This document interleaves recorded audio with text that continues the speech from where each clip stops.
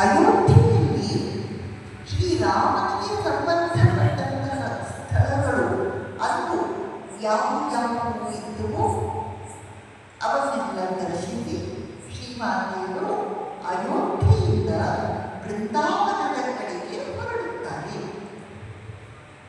ಅಯೋಧ್ಯೆಯಿಂದ ಶ್ರೀಮಾತೆಯವರು ಬೃಂದಾವನಕ್ಕೆ ರೈಲಿನಲ್ಲಿ ಹೊರಡ್ತಾರೆ. ತುಂಬಾ ಲಾಂಗ್ ಜರ್ನಿ. ನಾವು ದಕ್ಷಿಣ ಭಾರತದಲ್ಲಿರುವ ನಮಗೆ ಅಯೋಧ್ಯೆ ಬೃಂದಾವನ ಉತ್ತರ ಭಾರತದಲ್ಲಿ ಇದೆ.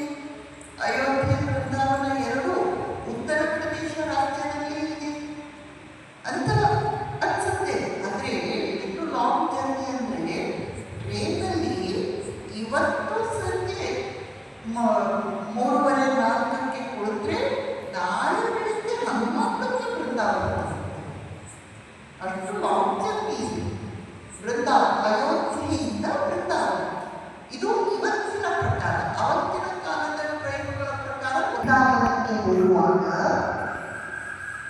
ಕಿಟಕಿ ಬಳಿಯಲ್ಲಿ ಕುಳಿತಿದ್ದು ಅವರು ತಮ್ಮ ಭುಜವನ್ನು ಹೊರಗೆ ಚಾಚಿ ಕುಳಿತುಕೊಂಡಿದ್ದರು.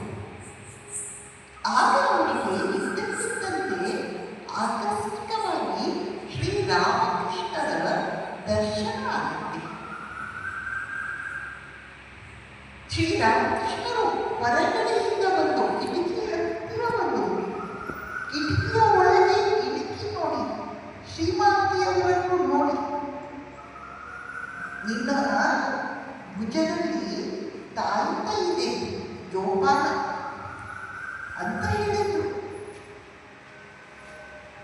ಶ್ರೀಮಾತೆಯವರಿಗೆ ದರ್ಶನ ಬಂದಾಗ ಶ್ರೀರಾಮಕೃಷ್ಣರು ಸಾಧನೆಯನ್ನು ಮಾಡುತ್ತಿದ್ದ ದಿನಗಳಲ್ಲಿ ಒಂದು ತಾಯಿತವನ್ನು ಭುಜಕ್ಕೆ ಕಟ್ಟಿಕೊಂಡಿದ್ರು. ಶ್ರೀರಾಮಕೃಷ್ಣರು ಶ್ರೀಮಾತೆಯವರಿಗೆ ಕೊಟ್ಟಿರ್ತಾರೆ. ಶ್ರೀಮಾತೆಯವರು ಶ್ರೀರಾಮಕೃಷ್ಣರ ಸ್ಮೃತಿ ಅಂತ ಅದನ್ನು ತಮ್ಮ ಭುಜದಲ್ಲಿ ಹಾಕಿಕೊಂಡಿರ್ತಾರೆ. ಅದು ಶ್ರೀರಾಮಕೃಷ್ಣರ ಸಾಧನಾ ಬದಿಯಲ್ಲಿ ಪವಿತ್ರವಾದಂತಹ ತಾಯಿತ. ಈಗ ಶ್ರೀಮಾತೆಯ